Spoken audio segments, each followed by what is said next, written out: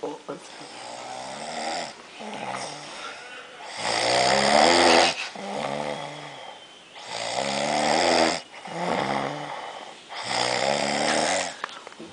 o Paulo aí, ó. A Vinícius roncando no setor. Vinícius roncando no setor.